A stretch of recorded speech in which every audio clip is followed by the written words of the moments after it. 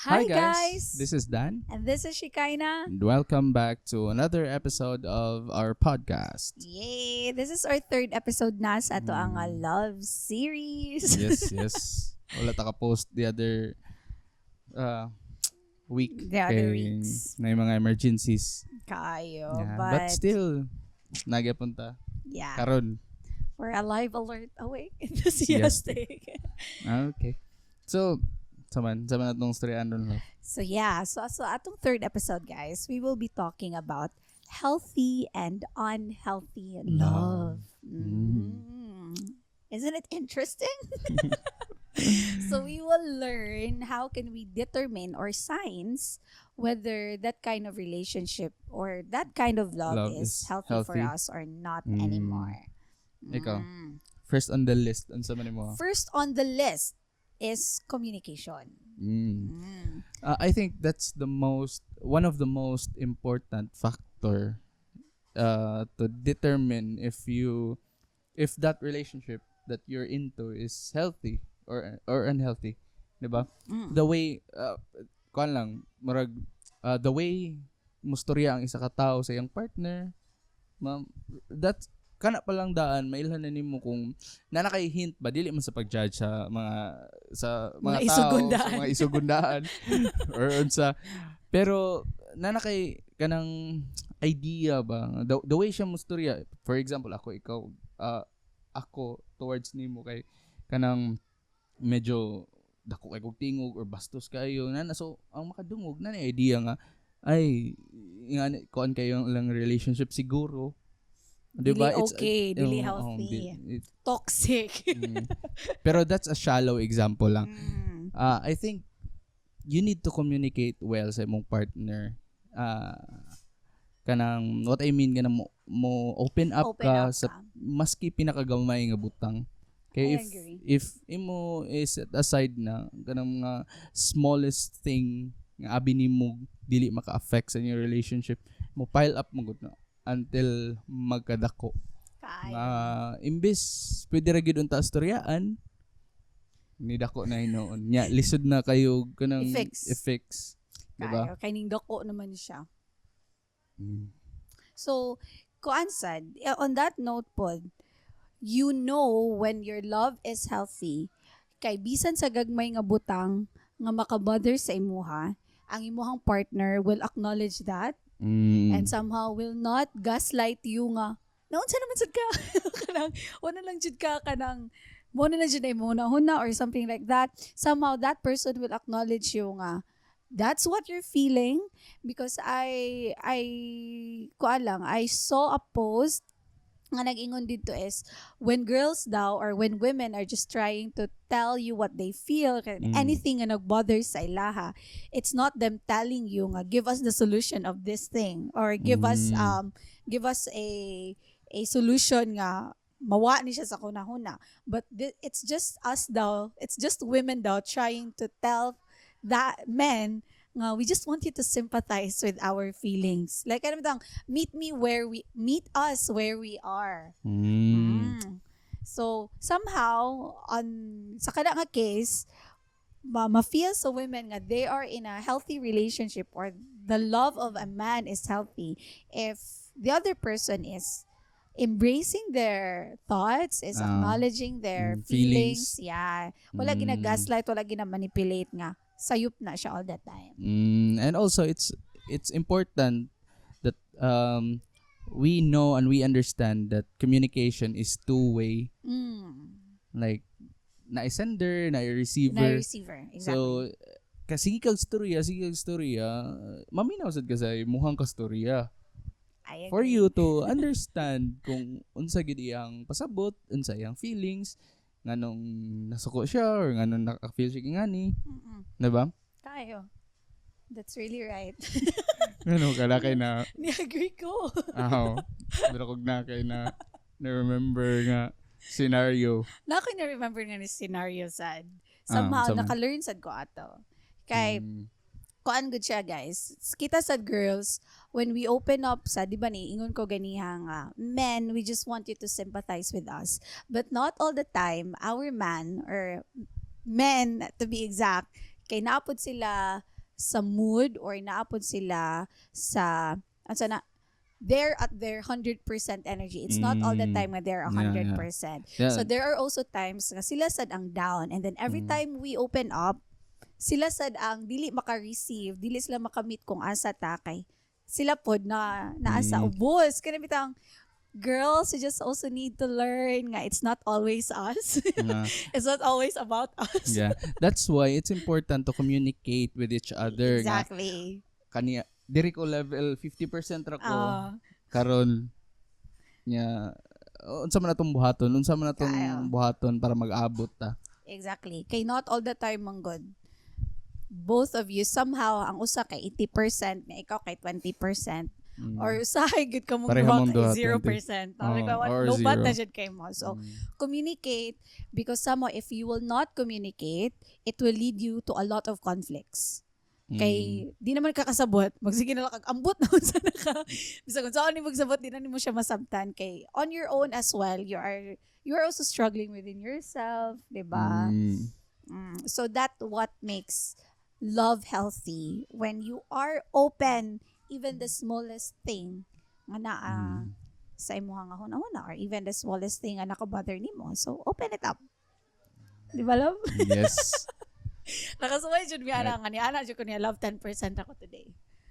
Nya ako 20. Siya 20. So he's trying to give me the other 5% para nana mi 15%.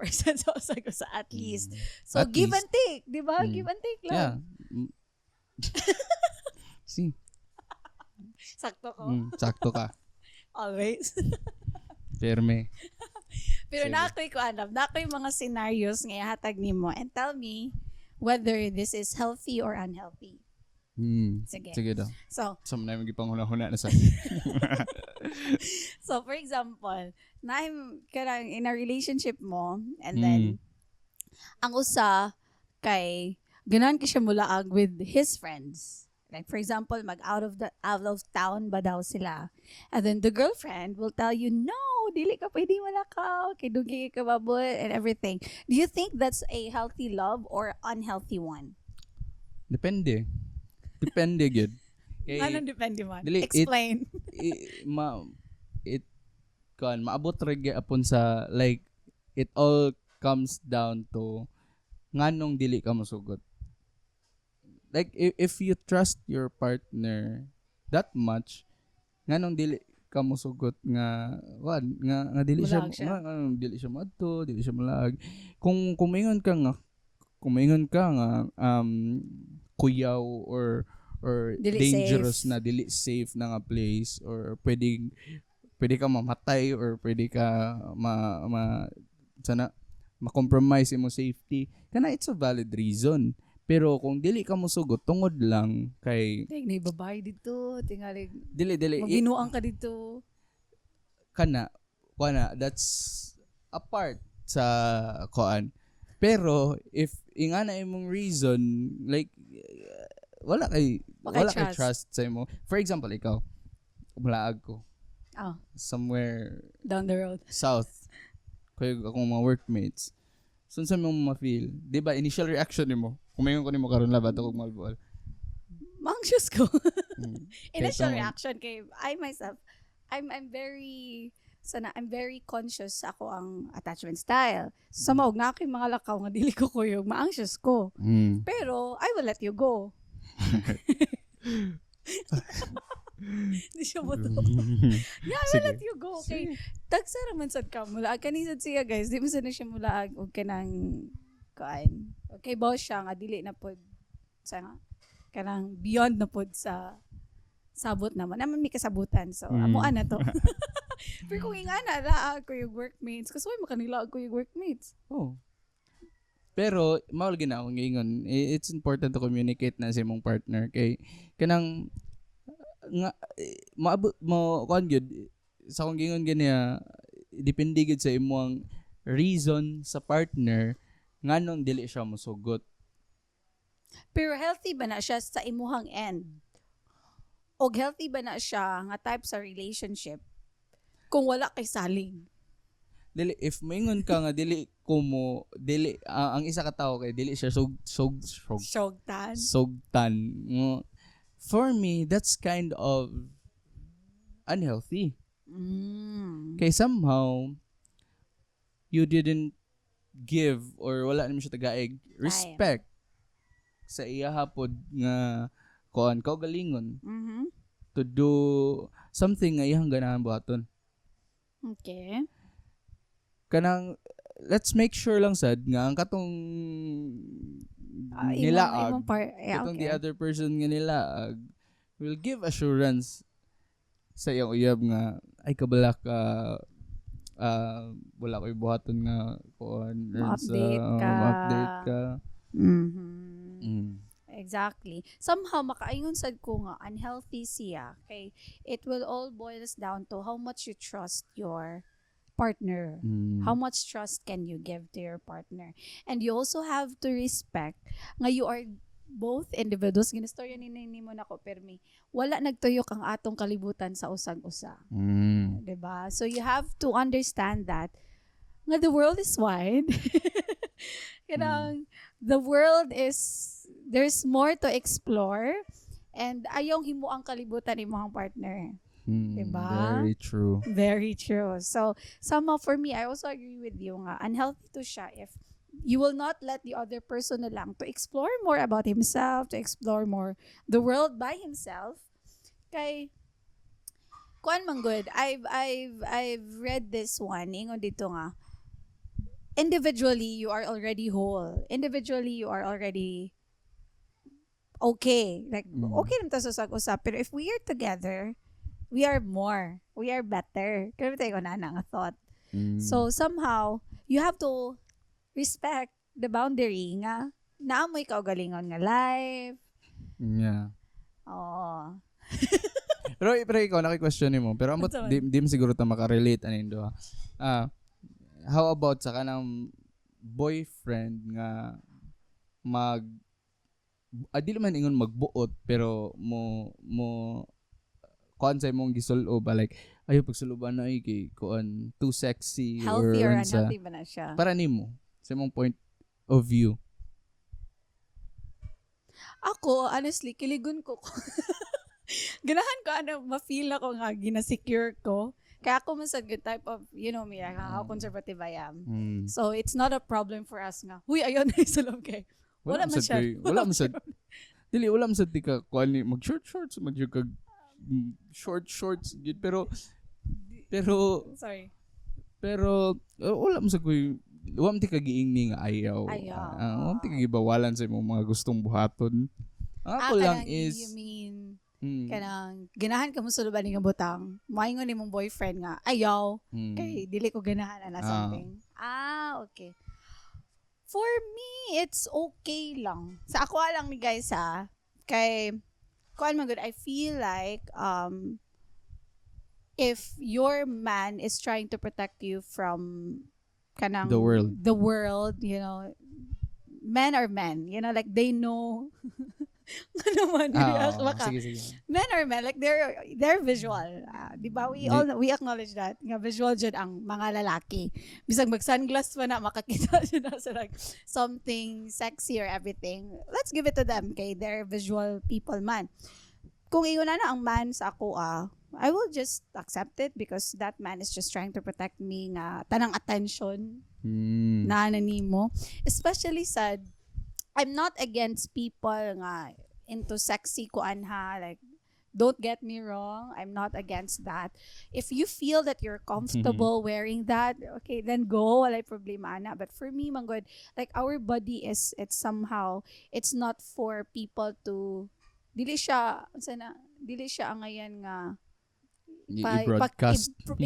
I-broadcast. Dili siya ngayon i-broadcast just to kuan. If you feel that you're comfortable in doing that, then go. But for me, manggod, the body, kay dili siya ngayon pasundayag sa daghang mga tao. Kaya you know in yourself naman, you're sexy enough with what you're wearing. And somehow, modesty for me, it's really an A-star.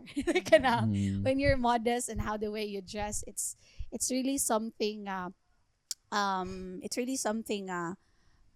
not just elegant, but it's really something I gina respect. Ana lang on Mm. my end. Pero misunderstood mo gud sa uban babae, like sorry. Misunderstood sa uban babae ang kana nga treatment sa lalaki towards nila kay Mm. kuan kay ang tawag nila na kay sana kanang controlling. Controlling. Controlling kayo kay kanang hasta akong gisulob kay dili pwede magpa-sexy. Pero I think lang para nako kay kami mong good we kay bawo mi kung unsay dagan sa Utok utok sa sa mga uban laki. sa uban laki kay laki sad mi Mo gani. mo gani. So wala na mo gani sa imong point daw. Mo to kong point. Di bitaw ma-misunderstood sa uban babae ang unta care nga sana gi provide sa ilahang mga uyab towards nila. Mm. I think also men also will tell you raman sad nga to dress right, it's not exactly nga bawalan na jud ka sa tanang butang. Kana noon kung bawalan na ka sa tanang butang bisag something na siya nga makapahappy nimo or something na siya nga maka let you grow as an individual, that becomes unhealthy na kanang bawalan na lang jud ka sa tanang butang. Bisag go out ka with your friends, bawal. Work ko overtime. Ganun mo work ka overtime. Uli og sayo dayon. Ana ba? Somehow it becomes unhealthy because that part of you is growing, that part of you are exploring. Pero yeah, I understand good sa sentiment sa men. Nganong there are times, I believe man sad siguro, wala man say dili man sad mo siguro mo ang men man sad siguro dili mo ingon og bawal unless og makaiba kung sobra na sad. Diba? Pero ako question kung bali na tong situation nganong ang babay dili man moingon nga bawal ka magsulob anak ganun ba ganong Dili man good mi Di- vision. for example laki yang uyab kay hili kay mag sleeveless mag ganong kanang short dabi yung mga laki nga mag shorts pod. Kanang shorts gyud. Di ba? Ana. Then ganun di man moingon ang other Ang ngalan di mo ingon ang babae Oh my nga, God. uy ayo pag na. Kaya Just a thought lang.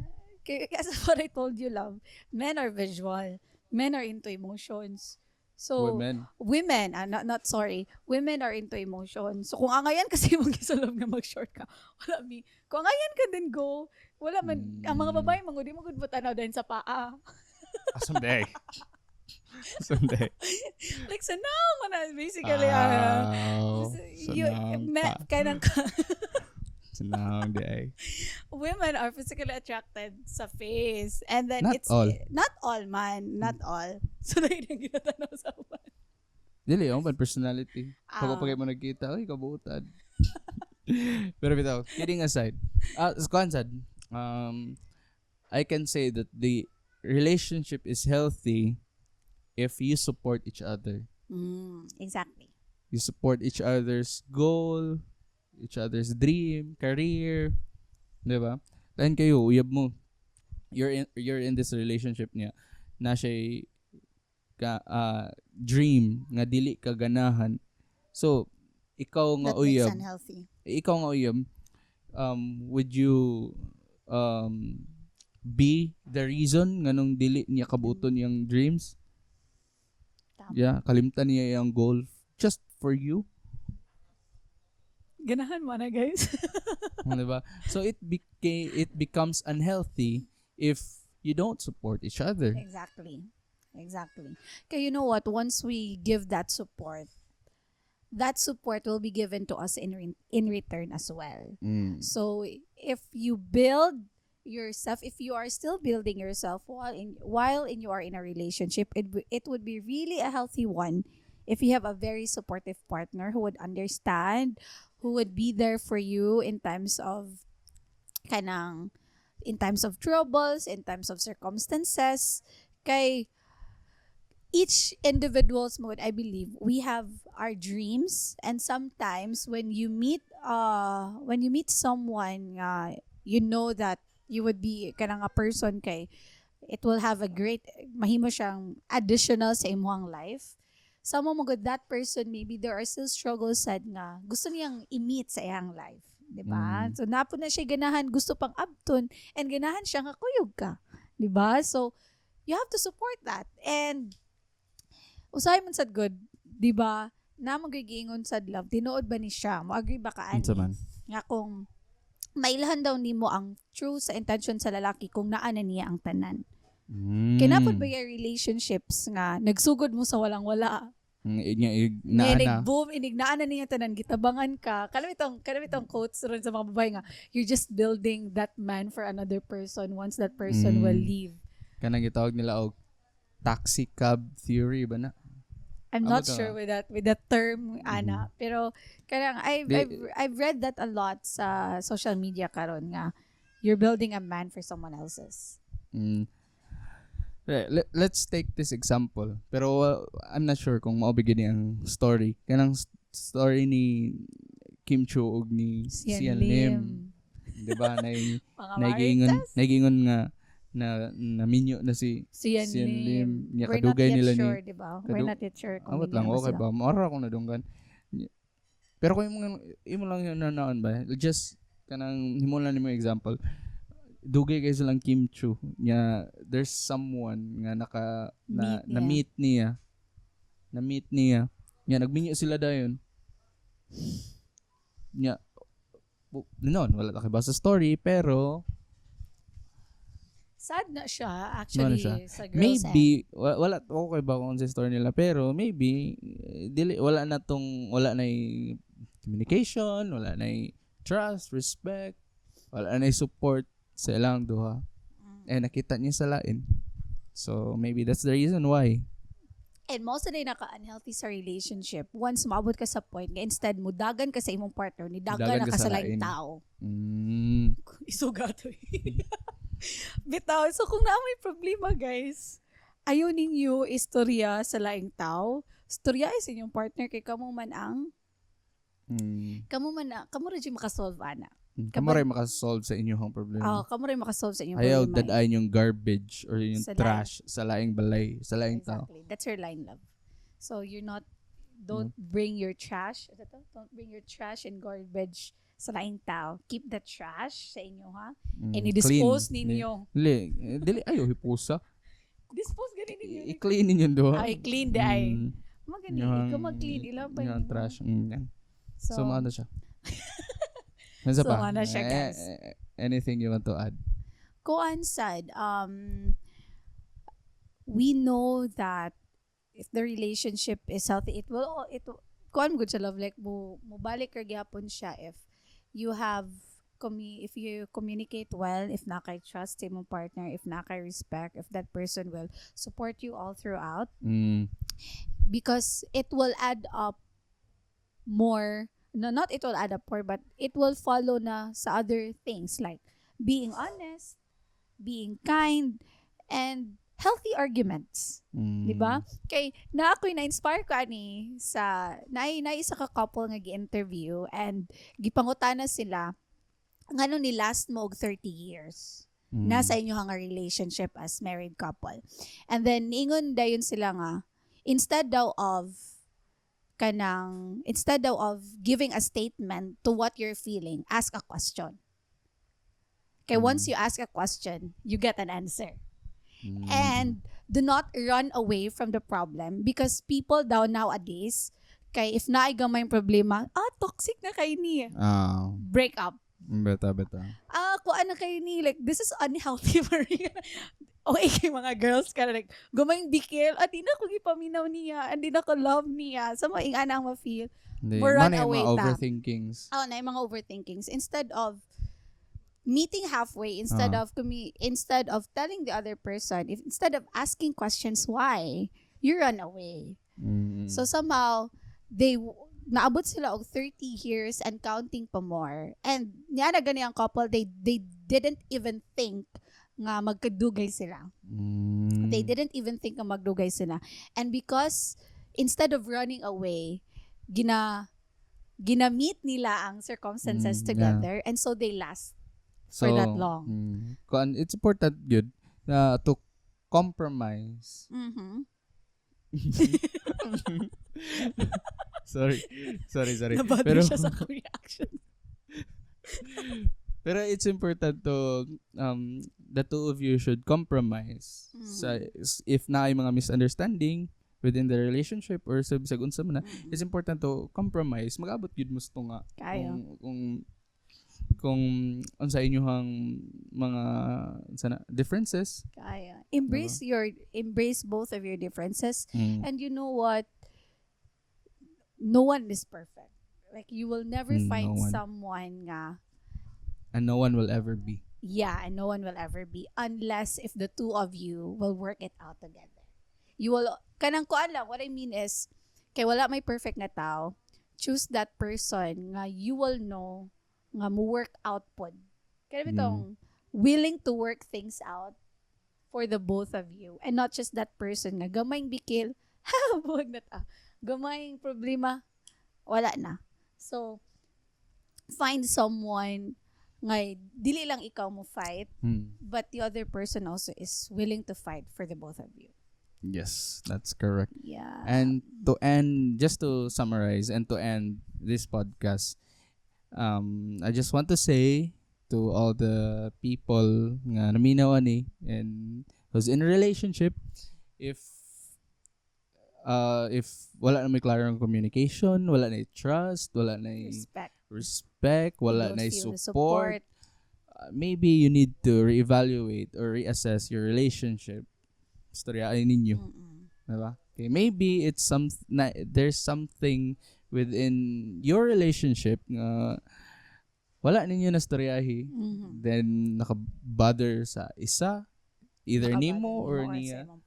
Diba? Exactly. Yeah. So you need to talk to each other. Yeah, be open up lang dyan. And on my end as well, I just want to tell everyone nga, parehas sa lifestyle na to, if we feel nga unhealthy na atong lifestyle, we change for the better to make it healthy. No? Diba? So, healthy relationship needs both people to work on. Yes, there are toxicities sa ato ang behaviors. There are toxicity on the how we deal with people. Because remember, both of you are different people. No, like when you're in a relationship, both of you are different people nga wanted to become one, like wanted to work things out together. So if you can see nga na ay mga problems within the relationship, if you still want to work it out, it will become healthy. Diba? So choose that person good nga who's willing to be there for you and who's also willing to work things out with you. Unsa to katoy mong quote katong last post na to nga quote? Yeah, katong all believe and love. Unsa to love? Ako i-search siya. Gikan man to ni Maya Angelou. Sige. Ningon si Maya Angelou, guys, nga have enough courage to trust love one more time and always one more time.